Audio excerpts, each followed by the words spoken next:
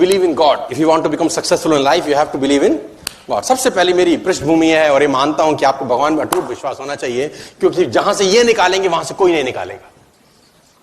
जहां से ये निकालेंगे वहां से तुमको कोई नहीं निकालेगा, और जहां सब छोड़ देंगे ये नहीं छोड़ेगा।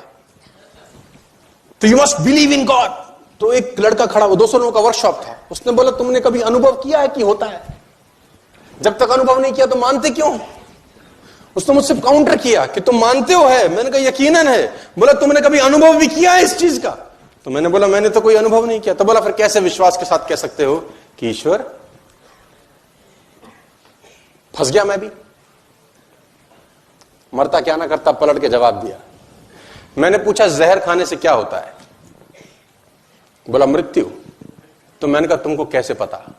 कभी अनुभव किया है तुमने? तो हाउ डू यू नो जहर खाने से क्या होता है? तुमने कभी अनुभव किया? मैंने बोला नहीं, हमने तो अनुभव नहीं किया। मैंने कहा पता कैसे है? बोला जिसने खाई उसकी मृत्यु हो गई, डॉक्टर्स कहते हैं, इसलिए उनकी बात मानते हैं। मैंने कहा जो मर गया उस पर विश्वास कर सकते हो, जो डॉक्टर है उस पर विश्वास कर सकते हो, तो वेद पुराण ग्रंथ अपने अंदर न जाने कितने इंसिडेंट्स बता रहे हैं, उन पे भरोसा क्यों नहीं किया जा सकता? कि कोई तो है जिन्होंने अनुभव किया है, हमने आपने नहीं किया, लेकिन कोई तो है जिसने ऑलरेडी अनुभव किया है। क्या यह संभव है? तो 200 लोगों का प्रोग्राम था, उसमें से 195 लोगों तो मेरी बातों से सहमत थे, और 5 कुंभकर्ण टाइप बैठे थे वहां। मेरे हर प्रोग्राम में पाए जाते हैं। ईश्वर का यह भी वरदान है मुझे कि जहां जहां जाएगा तेरे पीछे लगेंगे ये। तो 3-4 बोले सारी बात है तो ठीक है, लेकिन सर कुछ प्रैक्टिकल बताओ ना यार। ये तो ठीक है, हमें तो गीता ज्ञान के लिए अच्छा लग रहा है। तो मैंने कहा प्रैक्टिकल के लिए तुमको इस ऑडिटोरियम से बाहर निकलना पड़ेगा। जो वो कॉन्फ्रेंस रूम था, जो बैंकेट रूम था, तो 200 लोगों को लेके मैं बाहर निकला। ये गोवा की बात है, होटल लीला, एक फार्मास्यूटिकल कंपनी के लिए मैं गया हुआ था।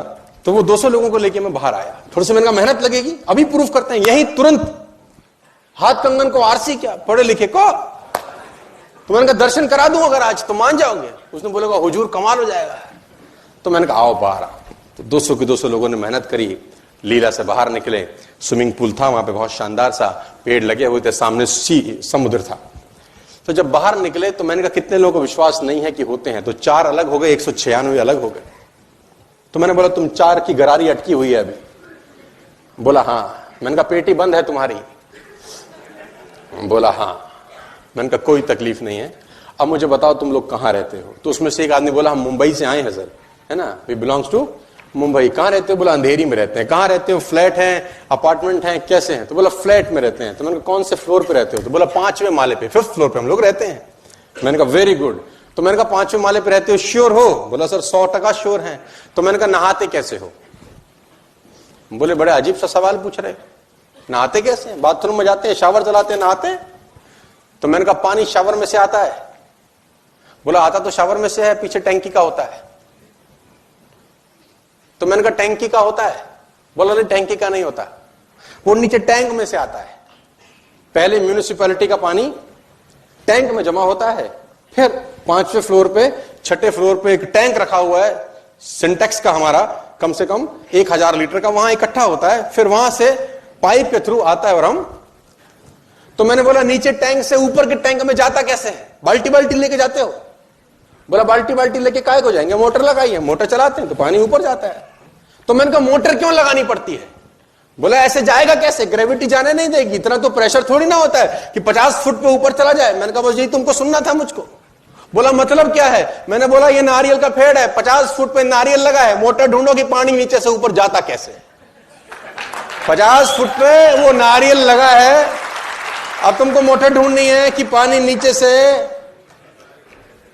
कौन किसका बाप बैठा है नीचे जो पानी को नीचे से ऊपर ले जाता है और 50 फुट पे नारियल के अंदर जाके टपका देता है। ढूंढ के लाओ रे, चलो चारों जाओ। वो बोला बात तो ठीक कह रहा है लड़का है, ग्रेविटी मैंने कहा कुछ नहीं बिगाड़ती। तो 4 में से 2 की विकेट गिर गई। 2 की पेटी बड़ी थी, ताला बड़ा था, समय ज्यादा लगा। 2 ने बोला बात तो जम गई, लेकिन कुछ और समझाओ। चलो मैंने बोला मैंने तुमको देखा जब मैं सुबह ब्रेकफास्ट करने गया रेस्टोरेंट के अंदर, तो तुम लोग नहा रहे थे स्विमिंग पूल में। बोला हाँ हाँ सर, हम जरा सुबह सुबह थोड़ा सा नहाते हैं। Very good. मैंने कहा लेकिन मैंने थोड़ी देर पहले देखा तो तुम जिम भी कर रहे थे। बोला हाँ सर, हम पहले जिम किया, आधा घंटा पसीना बहाया खूब दबा के, और अब नहाने घुस गए। मैंने कहा लेकिन जिम करते वक्त मैंने एक चीज तुम्हारी नोट करी। बोला क्या? मैंने कहा बार बार ये ऐसे ऐसे क्या कर रहे थे? बोला ऐसे ऐसे ये कर रहे थे कि स्वेटिंग होती है तो पसीना बाहर निकलता है। मैंने कहा पसीना बाहर कैसे निकलता है? बोला पोर्स है, पोर्स, छिद्र, छिद्र में से पानी बाहर जाता है। मैंने कहा छिद्र में से पानी बाहर जाता है? बोले हाँ। मैंने कहा जब नहाते तो अंदर क्यों नहीं जाता? जब नहाते तो अंदर क्यों नहीं जाता?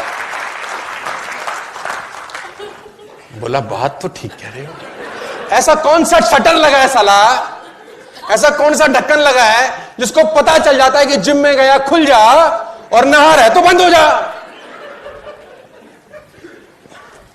बोला हुजूर बात तो तुम बिल्कुल दावे की कह रहे हो, ऐसा कोई बटन नहीं लगा।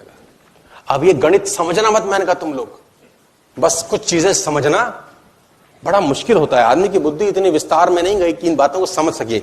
एक ही मिट्टी होती है, एक ही खाद होती है, एक ही पानी होती है। मिर्ची भी वही उगाती है, गन्ना भी साला वही उगाती है। एक ही मिट्टी, एक ही पानी, एक ही खाद, मिर्ची भी पैदा करते हैं और पड़ोस के खेत में गन्ना भी। अबे गणित क्या है हमको नहीं पता। वही सूरज जो जनवरी और फरवरी में कितना मीठा लगता है,